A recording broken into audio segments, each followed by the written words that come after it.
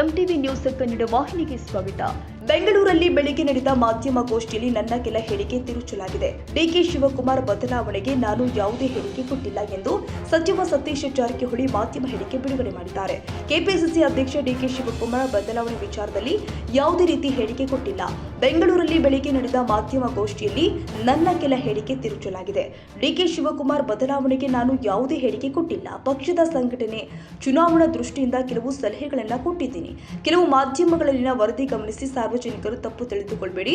ಮುಂದಿನ ವಾರ ದೆಹಲಿಗೆ ಹೋಗ್ತೀನಿ ಎಂದು ಹೇಳಿದ್ದು ಹೈಕಮಾಂಡ್ಗೆ ಭೇಟಿಗಲ್ಲ, ಕರ್ನಾಟಕ ಭವನದ ಕಟ್ಟಡ ಉದ್ಘಾಟನೆಗೆ ಹೊರಟಿದ್ದೀನಿ. ಕೆಪಿಸಿಸಿ ಅಧ್ಯಕ್ಷರ ಬದಲಾವಣೆ ಹೈಕಮಾಂಡ್ಗೆ ಬಿಟ್ಟದ್ದು ಎಂದು ಮೊದಲಿನಿಂದಲೂ ಹೇಳುತ್ತಾ ಬಂದಿದ್ದೀನಿ ಎಂದಿದ್ದಾರೆ. ನಮಸ್ಕಾರ ಎಲ್ಲರಿಗೂ. ಇವತ್ತು ಬೆಂಗಳೂರಿನಲ್ಲಿ ಬೆಳಗ್ಗೆ ಒಂದು ಪತ್ರಿಕಾಗೋಷ್ಠಿ ಉದ್ದೇಶಿ ಮಾತಾಡಿದ ಸಂದರ್ಭದಲ್ಲಿ ಕೆಲವು ವಿಚಾರಗಳು ಸತ್ಯಕ್ಕೆ ದೂರವಾಗಿದೆ. ಕೆಲವು ಸಂಜೆ ಪತ್ರಿಕೆಗಳಲ್ಲಿ ಕೂಡ ಗಮನಿಸಿದ್ದೇನೆ. ಅದರಲ್ಲಿ ಕೆಪಿಸಿಸಿ ಹೊಸಬರ ಅಧ್ಯಕ್ಷರಾಗಲಿ, ಇನ್ನೊಂದು ಕಡೆ ಸಾಹುಕಾರ ಸಮರ ಡಿಕೆ ಶಿವಕುಮಾರ್ ವಿರುದ್ಧ ಅಂತ ಇವತ್ತು ಸಂಜೆಗೆ ಬಂದಿದೆ. ಬಹುಶಃ ನಾಳಿನ ಪತ್ರಿಕೆಯಲ್ಲಿ ಯಾವ ರೀತಿ ಟಿಪ್ಪಣಿಗಳೇ ಬರ್ತಾ ಗೊತ್ತಿಲ್ಲ, ಮತ್ತು ಟಿವಿ ಚಾನೆಲ್ಗಳಲ್ಲಿ ಯಾವ ರೀತಿ ಅದು ವ್ಯಾಖ್ಯಾನ ಮಾಡ್ತಾರೆ ಗೊತ್ತಿಲ್ಲ. ನಾ ಹೇಳಿದ್ರಲ್ಲಿ ಕೆಲವು ಸತ್ಯಾಂಶ ಇದೆ, ಕೆಲವು ಇಲ್ಲದನ್ನ ವೈಭವೀಕರಣ ಮಾಡುವಂಥ ಪ್ರಯತ್ನ ಆಗಿದೆ. ಅದಕ್ಕಾಗಿ ಮಾಧ್ಯಮ ಮಿತ್ರರಿಗೆ ಮತ್ತು ಸಾರ್ವಜನಿಕರಿಗೆ ಕೆಲವು ಅಂಶಗಳನ್ನು ತಿಳಿಯುವಂಥ ಪ್ರಯತ್ನ ಮಾಡ್ತಾ ಇದ್ದೀನಿ. ನಾನು ಕೂಡ ಯಾವಾಗಲೂ ಡಿ ಕೆ ಶಿವಕುಮಾರ್ ಬದಲಾವಣೆ ಮಾಡಲಿಕ್ಕೆ ಯಾವಾಗಲೂ ನಾನು ಹೇಳಿಲ್ಲ. ಆದರೆ ಪಕ್ಷದಲ್ಲಿ ಮುಂದಿನ ಸಂಘಟನೆ ದೃಷ್ಟಿಯಿಂದ, ಚುನಾವಣೆ ದೃಷ್ಟಿಯಿಂದ ಕೆಲವು ಸಲಹೆಗಳನ್ನು ಕೊಟ್ಟಿದ್ದೀನಿ. ನಮ್ಮ ಹೊರತಾಗಿ ಅವ್ರನ್ನ ಬದಲಾವಣೆ ಮಾಡುವಂಥ ಹೇಳಿಕೆಗಳನ್ನ ಹಿಂದೂ ಕೂಡ ಕೊಟ್ಟಿಲ್ಲ, ಇವತ್ತು ಕೂಡ ಕೊಟ್ಟಿಲ್ಲ, ಮುಂದೆ ಕೂಡ ಕೊಡುವಂಥ ಪ್ರಶ್ನೆ ಉದ್ಭವ ಆಗೋಲ್ಲ. ಆದರೆ ಇವತ್ತಿನ ವೇಗದ ಸ್ಥಿತಿಯಲ್ಲಿ ನಾವು ಹೇಳೋದನ್ನ ಜನ ತಪ್ಪಾಗಿ ಅರ್ಥೈಸ ಮಾಡಬಾರ್ದು. ಅದಕ್ಕೆ ಸ್ಪಷ್ಟೀಕರಣ ಕೊಡ್ತಾ ಇದ್ದೇನೆ. ಪ್ರಥಮ ಪೇಜ್ನಲ್ಲಿ ಹೈಕಮಾಂಡ್ ನಿರ್ಧಾರ ಅಂತ ಬರಬೇಕಾಗಿತ್ತು. ಆದರೆ ಇಲ್ಲಿ ನೇರವಾಗಿ ಇದು ಕೆಳಗಡೆ ಬರಬೇಕಾಗಿತ್ತು, ಹೈಕಮಾಂಡ್ ಮೇಲ್ಗಡೆ ಬರಬೇಕಾಗಿತ್ತು. ನಾನು ಕೆಳಗಡೆ ಬಂದಿದೆ, ಹೈಕಮಾಂಡ್ ನಿರ್ಧಾರ ಮಾಡಬೇಕಂತ. ಬಹುಶಃ ಅದೇ ಮೇಲೆ ಬಂದರೆ ಒಳ್ಳೆಯದಾಗ್ತಿತ್ತು.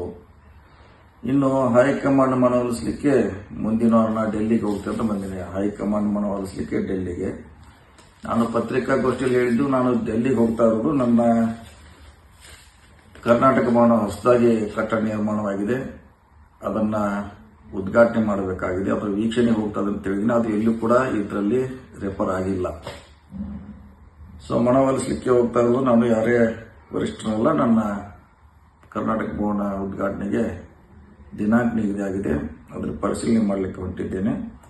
ಸೊ ಈ ರೀತಿ ಗೊಂದಲ ಆಗೋದ್ರಿಂದ ಜನರಲ್ಲಿ ಗೊಂದಲ ಆಗ್ತೈತೆ, ಪಕ್ಷದಲ್ಲಿ ಕೂಡ ಗೊಂದಲ ಆಗೇ ಆಗ್ತೈತೆ. ಅದಕ್ಕೆ ದಯವಿಟ್ಟು ನಾನು ಹೇಳಿದ್ದನ್ನ ಸೀಮಿತವಾಗಿ ಬರೆದ್ರೆ ಒಳ್ಳೆಯದಂತ ಭಾವನೆಯಿಂದ ಈ ಸ್ಪಷ್ಟೀಕರಣ ನಾನು ಕೊಡ್ತಾ ಇದ್ದೀನಿ. ಮತ್ತು ನಮ್ಮ ಪಕ್ಷದಲ್ಲಿ ಮುಂಚೆ ಇದ್ದಂಥ ಸಂಘಟನೆ ಈಗಿಲ್ಲ ಅಂತ ಹೇಳಿದ್ ನಿಜ. ಯಾಕಂದ್ರೆ ನಾವು 23ರಲ್ಲಿ ಚುನಾವಣೆ ಮುಂಚೆ ಬಹಳಷ್ಟು ಸಂಘಟನೆ ಬತ್ತು ಕೊಟ್ಟಿದ್ದೀವಿ, ಈಗಿಲ್ಲ. ಅದಕ್ಕೂ ನಾನು ಕೂಡ ಜವಾಬ್ದಾರ ಅಂತ ಹೇಳಿದ್ದೀನಿ. ಅದರಲ್ಲಿ ಪ್ರಶ್ನೆ ಇಲ್ಲ, ಯಾರು ಒಬ್ಬರ ವ್ಯಕ್ತಿ ಅಲ್ಲ. ನಾನು ಇನ್ನಿತರ ಸಚಿವರು ಇರ್ಬೋದು, ಬೇರೆ ಬೇರೆ ಮುಖಂಡರು ಕೂಡ ಇರ್ಬೋದು, ಅದನ್ನ ನಾನು ಹಿಡ್ಕೊಂಡು ನಾ ಹೇಳಿದ್ದೀನಿ. ಅದಕ್ಕಾಗಿ ಅದು ನಾ ಹೇಳಿದ್ದು ಒಂದಾಗುತ್ತೈತೆ ಅಂತ ಅಲ್ಲಿ ಬರೋದು ಒಂದಾಗಬಾರ್ದು ಅಂತ ಸ್ಪಷ್ಟೀಕರಣ ಕೊಡ್ತಾ ಇದ್ದೀನಿ. ಅದಕ್ಕಾಗಿ ನಾನು ಯಾವ ಸಂದರ್ಭದಲ್ಲಿ ಅದು ಬದಲಾವಣೆ ಮಾಡಲಿಕ್ಕೆ ನಾ ಹೇಳಿಲ್ಲ. ಅದು ವರಿಷ್ಠರ ವಿಚಾರ ಪದೇ ಪದೇ ಹೇಳಿದ್ದೀವಿ ನಾವು. ಹೈಕಮಾಂಡ್ ನಿರ್ಧಾರ ಅಂತ ಹೇಳಿದ್ರು ಕೂಡ ಹೈಕಮಾಂಡ್ ನಿರ್ಧಾರ ಕೆಳಗೆ ಹೋಗ್ತೈತೆ, ಬೇರೆ ವಿಚಾರ ಮೇಲೆ ಬರೋದ್ರಿಂದ ಗೊಂದಲ ಆಗುವ ಕಾರಣಕ್ಕಾಗಿ ಮತ್ತು ಪಕ್ಷದ ಹಿತದೃಷ್ಟಿಯಿಂದ ಈ ಪ್ರಕಟಣೆಯನ್ನ ಮಾಧ್ಯಮದ ಮಿತ್ರರಿಗೆ ಮತ್ತು ಸಾರ್ವಜನಿಕವಾಗಿ ಹೇಳಿಕೆ ಇಚ್ಛೆ ಮಾಡ್ತಿದ್ದೀನಿ. ಅದಕ್ಕಾಗಿ ಪಕ್ಷದಲ್ಲಿ ಕೆಲವು ಭಿನ್ನಾಭಿಪ್ರಾಯ ಇದ್ದೇ ಆಗ್ತದೆ, ಆದರೆ ಅದು ನಿರಂತರವಾಗಿರೋಲ್ಲ, ಬದಲಾವಣೆ ಆಗ್ತಾನೆ ಇರ್ತೈತಿ. ದಯವಿಟ್ಟು ನಾವು ಹೇಳಿದ್ದನ್ನು ಸೀಮಿತವಾಗಿ ಬರೆದ್ರೆ ಒಳ್ಳೆಯದನ್ನು ಮಾತನ್ನ ಎಲ್ಲ ಮಿತ್ರರಿಗೆ ಮತ್ತು ಸಾರ್ವಜನಿಕರಿಗೆ ಮತ್ತು ನಮ್ಮ ಪಕ್ಷದ ಕಾರ್ಯಕರ್ತರಿಗೆ ಗೊಂದಲ ಇರಬಾರ್ದು ಅನ್ನೋ ಕಾರಣಕ್ಕಾಗಿ ಹೇಳಿಕೆಯನ್ನು ನಾನು ನೀಡ್ತಾ ಇದ್ದೀನಿ. ನಮಸ್ಕಾರ. ತಾಜಾ ಸುದ್ದಿಗಾಗಿ MTV ನ್ಯೂಸ್ 24/7ಗೆ ಸಬ್ಸ್ಕ್ರೈಬ್ ಮಾಡಿ ಮತ್ತು ಬೆಲ್ ಐಕಾನ್ ಅನ್ನು ಒತ್ತಿ. ತಪ್ಪದೇ ಲಿಂಕ್ ಶೇರ್ ಮಾಡಿ.